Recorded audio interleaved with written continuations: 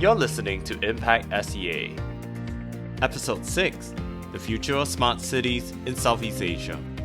According to statistics from worldometers, Southeast Asia has approximately 670 million people, with 50% who are living within a city.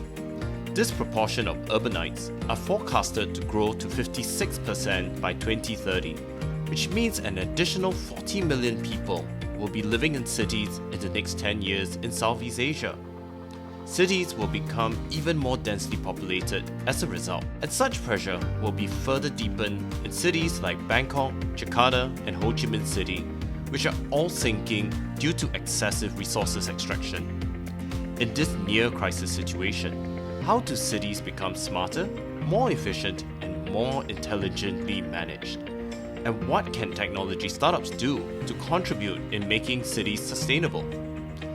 To answer these questions, I speak to David Goh, former General Manager of APAC, Daimler Mobility, for his insights. Hi Dave, good to have you here on Impact S.E.A. Thanks, Chris. Thanks for having me here. So tell us a little bit more about yourself. What work have you done with smart cities in general? All right. So I've been in the automotive industry for over nine years plus, coming to 10. So in that sense, I've been exposed a lot to not just cars, but also commercial vehicles. And very fortunately, over the last 2 to 3 years, I've also been focusing on autonomous services and also smart mobility strategy. And so with these portfolios, I've been able to talk to cities, not just in Southeast Asia, but also APAC in general, and also Middle East, because my remit is actually within APAC region. Oh, that's interesting. Are there any particular cities that you enjoy going to a lot and you have seen that has grown tremendously as being a smart city? Yeah. So I think in terms of APAC, the spectrum and the maturity, it is very diverse, and so you have the extremely mature tier one cities. You have also have the extremely underdeveloped cities. They are looking into making advances in growing the experience living the cities as well. So in general, the the ideas behind smart cities, it differs from countries to countries and cities to cities. Cool. So, what is considered a smart city to you?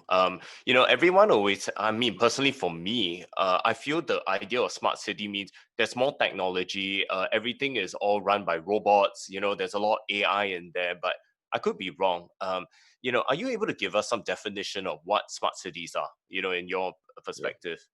It's actually quite difficult because the definition actually varies from time to time and also from countries to countries. But generally, smart cities actually revolves around initiatives using digital innovation, making urban services more efficient, and also increase the competitiveness within the experiences that's being received by the community.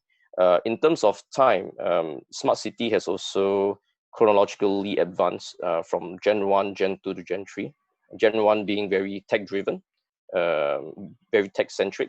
Gen 2 very city centric, government centric.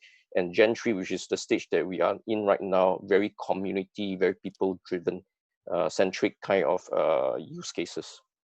Right. You just mentioned about Gen 1, Gen 2, and Gen 3. Are there some examples that, can we actually emulate and understand, what exactly is a Gen 1 tier, Gen 2 tier kind of city? Are there any examples you can give? Yep. So Gen 1 is when tech companies, tech solution companies were trying to push their solution. So I think a good time or good period you'll be looking at sometimes in the late 90s all the way into the 2000s region, early 2000s, where tech companies, big tech companies are trying to introduce technology into government, city government services. So this is where the city government start to learn about all this technology. But at the same time, I would say there isn't a lot of stats out there. But what I have experienced or I've heard, it's a lot of the implementation wasn't exactly overly successful because it's very much taken from a solution base. And so Gen 2, this is where I mentioned is very city centric, because cities already have the learnings from the first generation. They take it upon themselves and they start looking for the rightful solutions that they would like to implement. In terms of Gen 2, the adoption and the success rate, I would think it's a lot higher than Gen 1, because now the city government take it upon themselves to do it. Now coming to Gen 3, where we always talk about people, customer centricity, this is where governments are having a little bit more of the listening ear. They do more community engagement.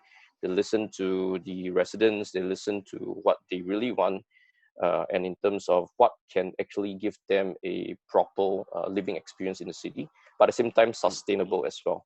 And so this is where the use cases are driven more from the people centricity. Maybe if I could ask whether this is a very relevant example for Gentry City. Like, for example, Singapore now wants to become more of a cycling nation. We want to have more pathways, for bicycles and all that. And then, I saw that Singapore now has built a very, very big, massive network of bicycle trails. Is that considered a Gentry kind of initiative, or is it still very much of a Gen 2? I believe it's a mix of both, but I think honestly, it's probably, in my own opinion, it's probably more people centric, where we see a high adoption of people pedaling on bicycles, and also within Singapore, there's also been a ban on the micro scooters itself, and so now the only options that most people would have if they want to travel around casually, not in a motor powered vehicle, the next best thing is actually the bicycle.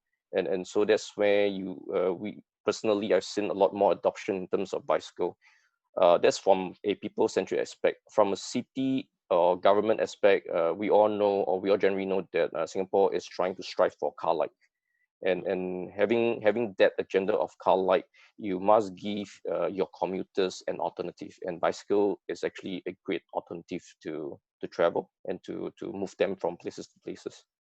Do you see any other countries or cities in particular that is also moving in this direction? Do you see this as the future of mobility?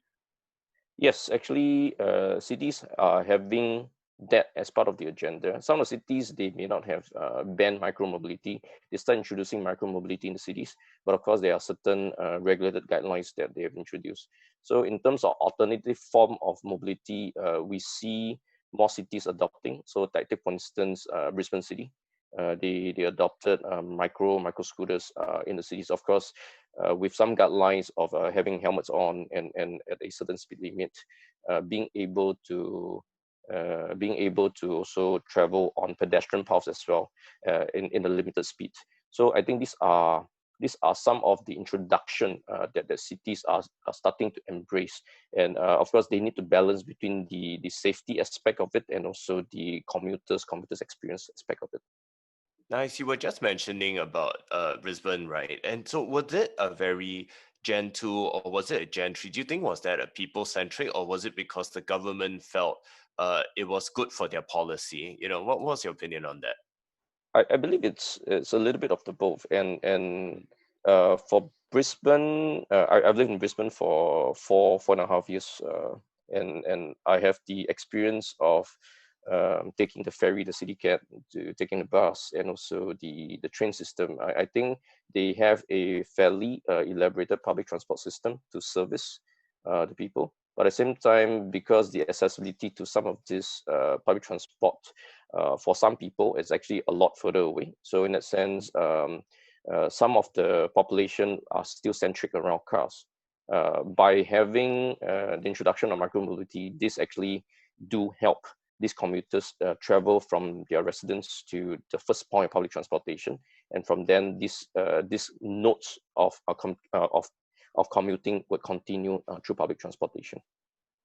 Yeah, so one of the interesting things to me, correct me if I'm wrong, but I find that maybe Brisbane is more of a diverse city, that is well spread out. But when you talk about maybe the Southeast Asian cities, very urbanized, very cramped up, do you think that this personal mobility still has its users? Does it really solve congestion in cities like Ho Chi Minh, Jakarta, Bangkok, for example? It's both yes and no. One of the reasons behind this, let's talk about the no portion first. I think if you look into Vietnam, Ho Chi Minh, and Bangkok, you see that they have alternative transportation like the motorcycles, the scooters, the tuk-tuks, and so these are small, nimble platforms that they use. Having said that, bicycle and scooters, they do not have a proper pathway for them to use. Of course, they are trying to introduce that, as we've been seeing on some of the news that's been released. They've been trying to focus on that, and there's also smart city development, especially within Thailand, where they introduced the Eastern Economic Corridor.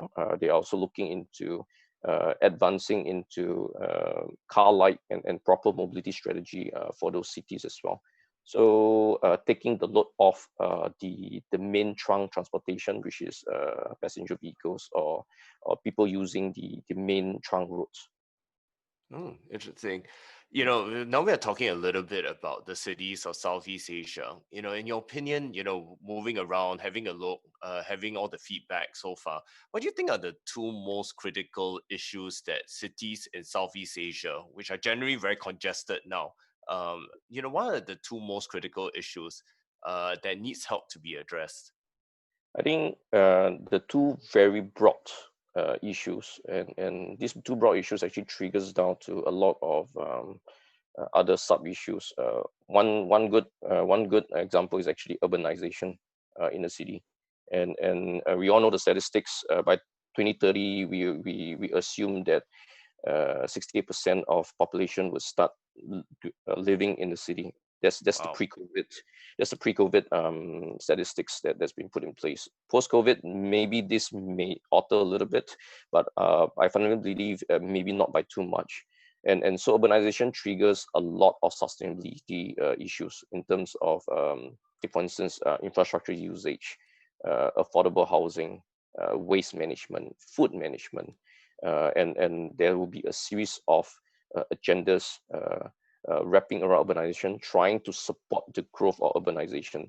And the reason urbanization is because fundamentally government or countries in the fact are trying to drive for higher GDP, higher income per capita for their people. And so a lot of the jobs are being created in a city or in the urban area rather than the rural area. The other side of the spectrum, this is when you have urbanization in the city, you have the other side of the problem, which is de-urbanization of the rural area. So where rural dwellers start moving into city, you see a great reduction in terms of the rural population.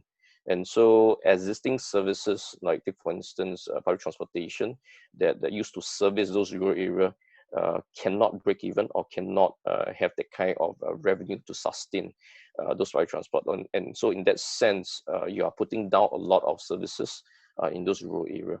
And so there's a major disparity. And this one, we see that a lot in places like in Taiwan, in Japan. And I think in Southeast Asia itself, this is also pretty prominent in places like Jakarta, Indonesia, and also in Thailand as well. Has COVID-19 somehow disrupted or accelerated what has COVID-19 done, to all the initiatives of smart city development? Has it slowed down or accelerated it? I believe it has accelerated in different forms. I think when we look at smart city, it's of multifaceted, and you look into there's a transportation piece, there's an energy piece, and there's also the living and health piece as well. And so this has actually accelerated certain agendas or priorities, or yes, accelerated different kind of priorities within the different segment. Let's talk about living, working to begin with, where with COVID, with the introduction of working from home, this is where we see that people are actually working more from places outside of cities, and it's also kind of proven over the last 5 months or 6 months that is highly possible for people to work out of cities. and also to increase increase the productivity. But having said that, one of the smart city agenda that that's also risen is internet connectivity. Internet connectivity in the rural or in places in the suburban area where they are not where people are not living the cities, or they are not working in cities but working somewhere out of it. And so connectivity is something that they look into, and putting up enough bandwidth to support the usage in those suburban area. So agendas have kind of like shifted in that sense. And also I think for agendas or for like issues like education, we also hear how education is being conducted. And what I've also learned is that some of the cities or some of the places, unfortunately, not everyone have internet access, or not everyone actually have access to laptops. And so one of the examples that I've heard, it's the city government started dishing out cheap or very affordable laptops to families. They have no access to such a platform, so that they can perform their tasks or their schooling activities through the platform. But at the same time as well, what I've also learned is that because they do not have access to such a to such technology previously, the parents, where primarily they would always go to work at the office, would now need to work at home, and they have no access to such a platform. So at the end of it, the laptop that's supposed to be used by the children for education end up competing with the parent for them to use it for their own work. Oh no. Yeah. Well, I have to admit to you, what you have shared so broadly, there's just way so many issues. Like, you mentioned infrastructure, waste management, food, housing, now internet infrastructure and all that. But I think let's look on the more positive side. Are there any like creative technology solutions that you have seen by startups, in all your travels, seeing all the different cities? Are there any interesting examples that you have seen that managed to solve a problem that was very creative in the way that they did it? In many cases, if we understand the complexity of smart cities and how systems, people, and also processes are intertwined, it's very hard to identify one single solution that will actually break through. And in fundamentally, I always believe there's no one solution that's able to solve one issue in smart city. Reason behind this is because it always takes a network of systems and people to create the experience, the environment, to serve the people or to serve the community.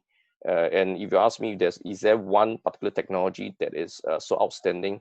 I don't quite see it yet, because I see them orchestrated in tandem with other solutions that needs to put in place. So I think there are solutions. If you want me to pick some examples, solutions like, take for instance, smart lampposts, or there are solutions around micro sensors that are able to that consumes very little energy, but at the same time being able to give pulses of sensors data.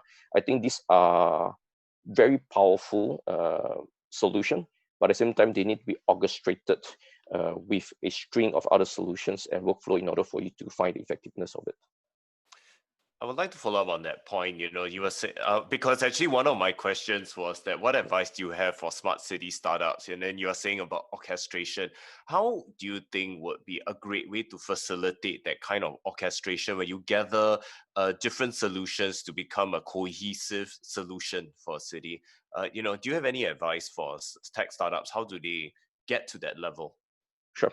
So in terms of solution, there comes in different forms and different ways of delivering an adoption. And I normally look at them into two very specific areas. One is the point solution form, where you solve one single point of failure. The other one is like a workflow or system that actually connects all this thing together. So startups typically comes in from the point solution perspective.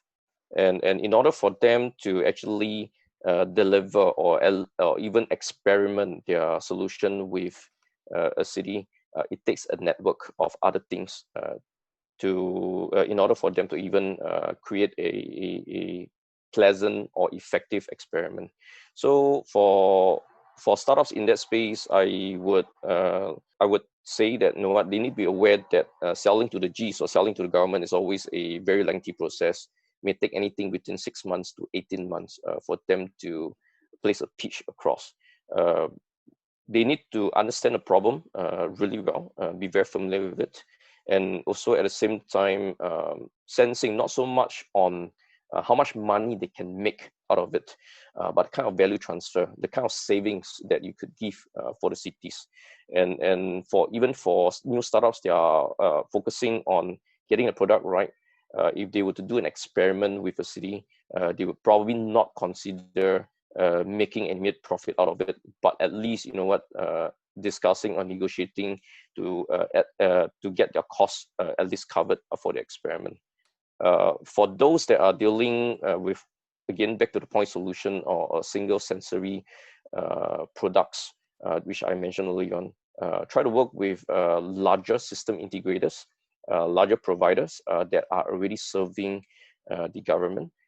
So these system integrators could also create certain environment for stuff like this to do R&D. So at the same time, what the system integrators could primarily do is to pitch in a orchestrated manner the different kind of solution that would come in and provide that to the city. So selling through a partner, a system integrator is something that I would also try to encourage them.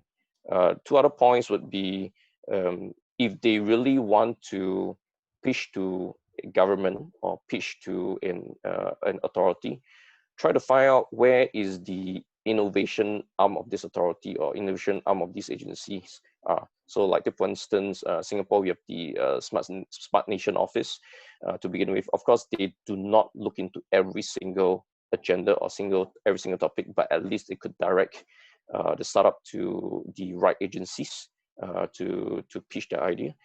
Another example is like in Taipei City, they have a smart city project management office, PMO. And so what they do is they will create the funnel to welcome all these solution providers. So at their end, what they would do the filtering and directing into the different respective agencies, whether is it transportation, whether is it energy, they are able to direct them to the right agencies, at the same time trying to bridge that discussion with them. You know, you were mentioning a lot about the startups when they pitch to the government is a lot of the cost savings. But let's talk about also impact. You know, is impact measurement also very important to governments, or is it really still a lot about cost?